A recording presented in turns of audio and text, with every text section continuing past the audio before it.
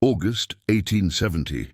The air in the high valley of the Colorado Rockies was thin, but it carried the thick, sweet smell of decay.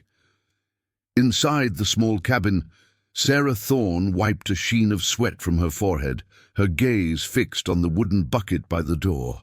The milk she had pulled from their lone cow, not 4 hours earlier, was already turning. The heat of the day pressing in through the thin pine walls and the shallow-dug dirt floor. Elias Thorne, her husband, stood at the open doorway, a man in his 40s with a face weathered like the granite cliffs above them. He was staring at the small, stone-lined pit dug into the creek bank 20 yards away, what passed for their spring house. It was useless. The water trickling through it was cool, but not cold, and the air inside was merely damp, a perfect nursery for mold. He picked up a heavy, smoothed riverstone he used as a lid for the milk crock, feeling its residual warmth. It was a stone of failure. This entire venture, homesteading at 8,000 feet, felt balanced on the edge of this single rotting problem. They could survive the winters. It was the summers that were killing them, starving them in slow motion. The venison he'd shot last week had turned green within 2 days. The butter Sarah churned was a weeping, oily mess by noon. They had no margin for waste, and the land in its summer abundance offered them no way to preserve that abundance. The heat was a thief, and their small, standard-issue dirt cellar under the cabin floor was no better. It was just a dark, warm hole, smelling of potato blight and damp earth. Elias knew the conventional wisdom. You dug a hole, you lined it with wood, you hoped for the best. But the best he was discovering was starvation. The winters were a different kind of predictable cruelty, the frost line driving 4 feet deep, turning their buried vegetables into frozen, watery mush. He'd lost half his potato crop last year, not to rot, but to ice. He looked at the north-facing slope behind their cabin, a steep bank of scree and pine that the sun rarely touched, even at midday. Something was wrong with the way everyone did this, something fundamental. The wind shifted, bringing the smell of the rotting meat safe he'd built in the trees. He was a carpenter by trade, a man who understood wood and weight. But this problem was different. It wasn't about structure, it was about the air itself. He was building against the heat, and the heat was winning. That night he lay awake, listening to the creek, a sound that should have been cooling but felt like a mockery. He thought of the food they were losing, the physical manifestation of hours of his labor and Sarah's. It was a sin against the work. He had to find a way to trap the winter, to hold it captive until summer, and somehow to borrow the cold from the deep earth. His first attempt the spring before had been a failure of imagination. He had followed the advice of every other settler in the valley, and the advice in the thin pamphlets that came from back east. He'd built what they called a root cellar, but it was really just a box under the cabin floor. He dug 4 feet down, squared the hole, and lined it with rough-sawn pine planks. He'd even built a small trapdoor, proud of the fit. The first few weeks of spring, it had seemed to work. The earth was still cold from the thaw, and the butter stayed firm. But as the sun gained power, climbing higher over the southern ridge, the cellar's temperature began to climb with it. The earth, at 4 feet, was just a buffer, not a source of cold. It was a thermal flywheel, and by July it was saturated with the valley's heat. He would descend the small ladder into the damp dark, breathing the smell of mildew and earthworms, and find his vegetables sprouting, reaching for a light that wasn't there. The air was still, heavy, and warmer than he'd expected. He'd tried leaving the trapdoor open at night to let the cool mountain air sink in, but all that did was invite mice and the risk of a snake. The problem was insulation, he'd thought. So he dug it up, wasting 3 days, and relined the pit, this time packing dried moss and sawdust between a new inner wall and the dirt. It made almost no difference. The heat wasn't just coming from the sides, it was conducting up from the earth below and down from the cabin floor above. The cabin itself, heated by the cast-iron stove, was bleeding warmth into his cooler. His second attempt was the spring house. He'd seen others use them. He found a place where a small rivulet broke from the main creek, and he dug into the bank, lining the new cave with flat river stones, the same kind as his useless crock lid. He'd diverted the water to run through a small channel in the floor. But the water, running shallow over sun-baked rocks, was barely 55 degrees. It cooled the air, but not enough. The milk still soured, just in the evening instead of the afternoon. It was another failure, another monument to wasted effort. He sat on the creek bank, watching the water flow. It was constant, relentless. He had tried to stop the heat. He had tried to block it, but the heat was like this water. It found every crack. His frustration was a cold knot in his stomach. He wasn't just a poor builder. He was a fool who had copied the mistakes of others. He'd followed the rules of men who lived in places with cool nights and mild winters, men who had never faced the brutal, thin-aired radiation of a high-altitude sun. He realized, with a clarity that was terrifying, that the standard method wasn't just flawed, it was a death sentence. He stopped building and started watching. He spent the last weeks of that summer not with his axe, but with his eyes. He walked the land, not as a homesteader looking for timber, but as a hunter tracking an invisible prey. The prey was cold. He found a fissure in a granite outcropping on the north slope, a place where the sun never, ever touched. Reaching his hand into the crack, he could feel a whisper of chill air, though it was 80 degrees in the valley. He remembered seeing snow lingering in that same shadow-filled cleft until late June. The cold, it seemed, liked to hide in rock and shade. He spent a day tracking the creek up the mountain to its source, a spring that bubbled from deep within the moraine. He plunged his arm into the pool, and it was so cold it ached instantly, far colder than the water down by his cabin. The water learned the heat of the air as it traveled. The solution was to catch it at its source. That fall, he was trading pelts with a Ute elder known as Stonehand, a man who moved through the mountains as if he were part of them. Elias, desperate, tried to explain his problem. Stonehand listened patiently, his gaze on the north-facing slope. He didn't offer a plan. He offered a principle. He pointed to Elias's cabin, then to the slope. "You build in the sun," Stonehand said, his English halting. "You fight the sun." "Why build in the mountain? The mountain has its own breath, cold breath." The words lodged in Elias's mind. The mountain has its own breath.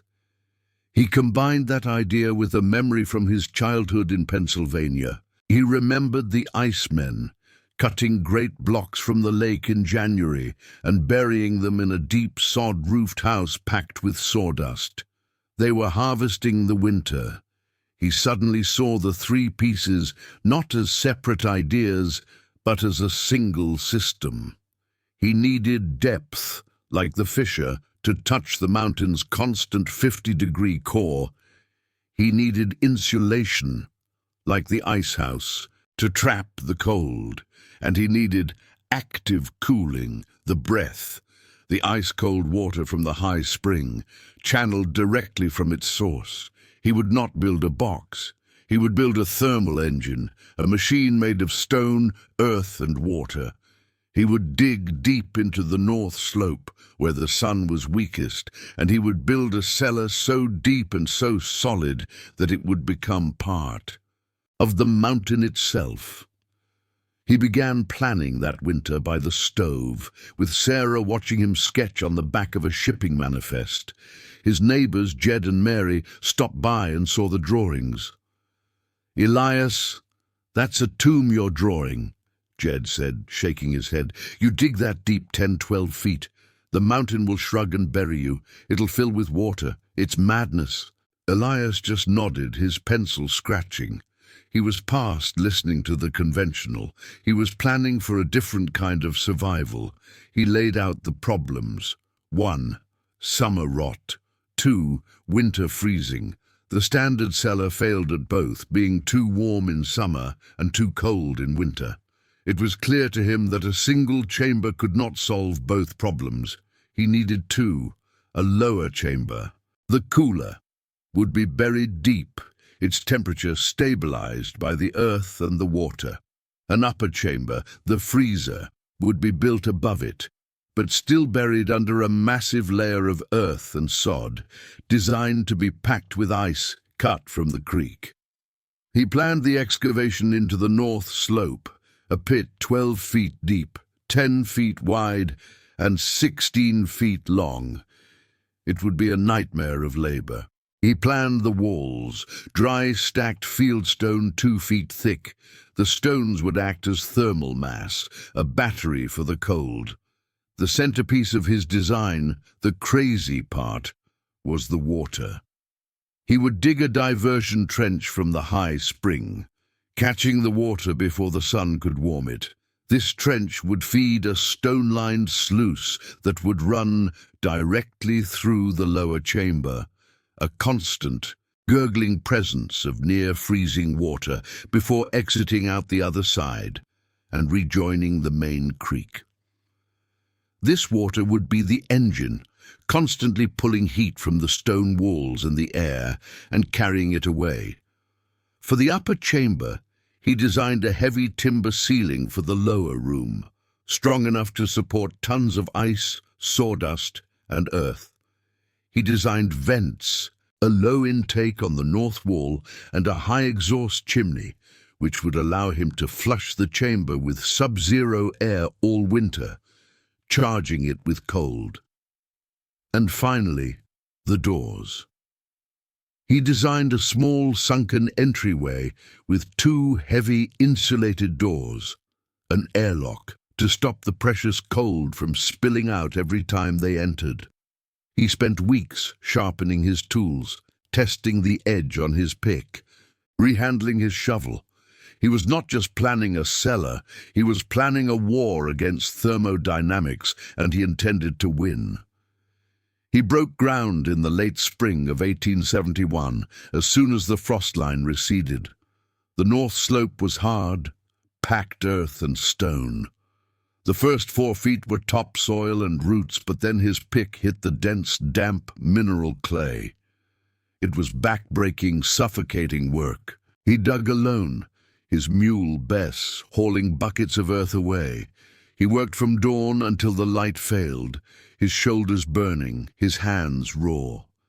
Jed would sometimes stop and watch from a distance, shaking his head. Sarah brought him water, her face a mask of worry. Twice, a section of the wall collapsed, burying his tools. The second time, he had been at the bottom of the 8-foot pit, and he barely scrambled out, the dirt bearing his legs to the knee. He didn't stop. He started shoring the walls with temporary timbers, digging with a renewed, grim determination. After a month, he had a hole 12 feet deep. It was terrifying, a sheer walled pit that smelled of millennia of stone and water. The bottom was cool, almost cold, even on a hot June day. The mountain's breath. He began hauling the stone. Hundreds of trips, pulling flat granite slabs from the scree field with the mule. He dry-stacked the walls, fitting each stone by hand, using his carpenter's eye to lock them together. It was a puzzle in 3 dimensions, and it took him all of July. The sound of his hammer and chisel echoed in the valley, a slow, steady rhythm. Then, the water. He dug the diversion trench, a careful, shallow channel that followed the contour of the hill, shielding it from the sun with a canopy of salvaged planks. He built the sluice inside the cellar, carving a channel from the largest stones, sealing the joints with a mixture of clay and pine pitch.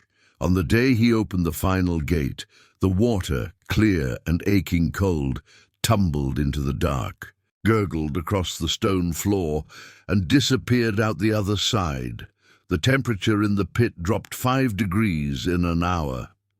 He built the ceiling next, massive hand-hewn pine beams, overlaid with 3 layers of planking. He spent a week hauling sawdust from the sawmill 20 miles downriver, packing it 2 feet deep on top of the planks. Then he built the upper chamber walls and packed them, too.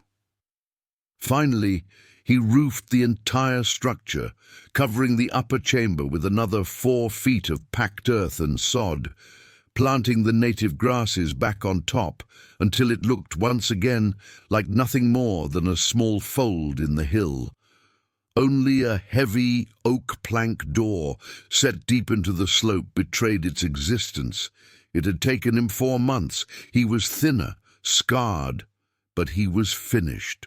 The question was, had it worked? The first test came with the winter. It was a brutal one, with temperatures plunging to 20 below zero for a week straight. While the valley froze, Elias and Sarah went inside their hill. They opened the heavy outer door, stepped into the small airlock, and opened the inner door. The lower chamber was still, silent, and, by comparison, warm. A thermometer Elias had traded for showed 42 degrees. The gurgling water in the sluice had not frozen. The air was damp but fresh. Their barrels of potatoes, carrots, and apples were perfect, shielded from the frost that was destroying Jed's shallow pit. The deep earth was giving them warmth, holding the cellar far above the freezing point. But the real test was the upper chamber. Elias opened the small insulated hatch in the ceiling of the lower room. Cold air spilled down like water. He had spent 2 days in December cutting 300-pound blocks of ice from the creek and hauling them into the upper chamber, packing them in sawdust, just as he had planned. He had left the vents open during the coldest nights, charging the room, then sealed them. He climbed up. It was a cave of absolute cold. The thermometer read 28 degrees, frozen solid. He hung a haunch of venison from a hook. A week later it was as fresh as the day it was shot. He had done it. He had created 2 separate climates, a cool, stable larder for his roots and dairy, and a perfect passive freezer for his meat. But the true trial, the one that mattered, came the following July. It was a summer of suffocating heat, the high scorch, the old-timers called it. The creek was low, the air thick with the smell of hot pine. Jed's cow had gone dry, and Mary was struggling to keep their food from spoiling. On the hottest day of the year, when the mercury in the valley hit 94 degrees, Sarah Thorne walked to the sod-covered hill. She pulled open the outer door and was met not by the damp, mouldy smell of their old cellar, but by a rush of clean, cold air. She stepped into the airlock, sealed the door behind her, and opened the inner one. She descended the stone steps into the darkness. The only sound was the musical gurgle of the high spring water running through its stone channel. The air was so cold it raised goosebumps on her arms. The thermometer, hanging by the stairs, read 44 degrees. The crock of milk, sitting on a stone shelf, was ice cold, the butter next to it perfectly hard. The venison, hanging for a week, was fresh and sweet. She climbed the ladder to the upper chamber. The ice, insulated by sawdust and the massive roof of earth, had barely melted.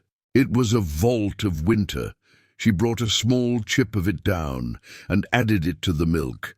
That night they ate fresh meat and drank cold, sweet milk, while the rest of the valley sweltered, their food turning to rot. It did not take long for the valley to notice. Elias Thorne wasn't just surviving, he was living well. He shared his fresh meat with Jed and Mary, whose faces showed a mixture of gratitude and pure disbelief. "Elias," Jed finally said, hat in his hands, standing at the entrance to the cellar, You've built a miracle." He asked to see it. He walked down the steps, felt the cold air, heard the gurgling water, and simply stood in the darkness, shaking his head. "You brought the mountain inside," he whispered. He didn't have the time or the strength to build one exactly like it, but the next spring Jed dug his own new cellar. He dug it on the north side of his cabin, and he dug it 8 feet deep, lining it with stone he hauled himself. It wasn't Elias's thermal engine, but it was twice as good as his old one. The knowledge spread, not as a single blueprint, but as a set of principles. By 1880, the Thorne cellar was a known quantity in the high country, though most versions were adaptations. Some settlers, unable to divert a spring, built the double-decker design using the upper chamber as a winter-charged ice house that cooled the lower chamber by convection. Others, building on a flat plain, dug their cellars 12 feet deep and used a windmill to pump cold night air into the depths, venting the warm air out. The core ideas, depth, insulation, thermal mass, and, if possible, active cooling, began to change the way people built. The one-room schoolhouse used the design to keep water safe and cool for the children. The new boarding house in the growing town built a massive one, allowing them to serve fresh dairy and meat year-round, a luxury that brought in travelers. Elias's innovation wasn't just about his own family's survival. It had increased the entire valley's margin. It reduced waste. It allowed them to butcher in warmer weather and store the meat. It meant families could keep a milk cow without throwing half the milk away. It was a quiet, practical revolution, built of stone and patience, and its legacy was written in the improved health and quiet prosperity of the community. It had become shared wisdom, the crazy idea now just the way things were done. Elias Thorne had, without a day of formal training, intuitively mastered 4 separate principles of thermal engineering. His neighbors saw a whole. He had built a system. The first principle was geothermal stability. By digging 12 feet down, he had breached the frost line and the heat line, the shallow earth that changed with the seasons. He had tapped into the deep earth, which in the Rockies holds a constant, stable temperature of 45 to 50 degrees year-round. This deep earth warmed his cellar in the dead of winter and cooled it in the peak of summer. The second principle was thermal mass. His thick, dry, stacked stone walls were not insulation. They were a thermal battery. They absorbed the constant cold from the deep earth and, crucially, from the water. They held that cold, radiating it slowly into the chamber, smoothing out any temperature fluctuations from the door being opened. The third and most brilliant principle was active conductive cooling. The crazy idea of running the spring water through the cellar was a masterstroke. The moving water was a radiator in reverse. It acted as a heat sink, constantly and efficiently pulling thermal energy out of the stone walls and the air, and physically carrying that heat away, dumping it back into the creek downstream. This is why his cellar was colder than the earth it was built in. Finally, his dual-chamber design mastered insulation and convection. The upper freezer was a perfect passive ice house. The feet of sawdust and sod insulated it from the summer sun, while the heavy timber floor insulated it from the warmth of the 44-degree cellar below. His vent system used the simple physics of air, cold, dense air sinks. He could flush the chamber with sub-zero winter air, letting it fall in through the low intake, and then seal it, trapping a mass of pure, dry cold that would last until August. He had built a passive, multi-stage, geothermal cooling machine. Elias Thorne lived to see the turn of the century, a quiet, respected man known for his unshakable calm and his perfectly preserved apples in March. His cellar outlived him, used by the family who bought his homestead until the 1940s, when a buzzing electric refrigerator was finally installed in the kitchen. The new owners still used the cellar for canning and potatoes, marveling at the chill that rose from the steps, the constant musical sound of the water still running in the dark. The cellar itself, now just a feature of the land, had outlasted the man, the cabin, and the very era that had required its creation. It had become, as Stonehand had prophesied, part of the mountain. What Elias built was more than a cold room. It was an argument, written in stone, against the tyranny of good enough. It was a testament to the power of quiet observation. Where others saw a creek, he saw an engine. Where others saw a shady slope, he saw an ally. He had listened to the land, to the Ute, to the memory of his ancestors, and he had combined their wisdom. The frontier taught a hard lesson, that survival was not about fighting nature with brute force, but about understanding its systems well enough to negotiate a truce. The most durable solutions are rarely the most complicated. They are the most clever. They are the ones that harness a force that is already present, the cold of the deep earth, the flow of water, the shade of a hill. Elias Thorne's true genius was his realization that the solution to his problem was not to build a better box, but to harness a process. He built it once, he built it right, and the mountain itself did the work for him ever after.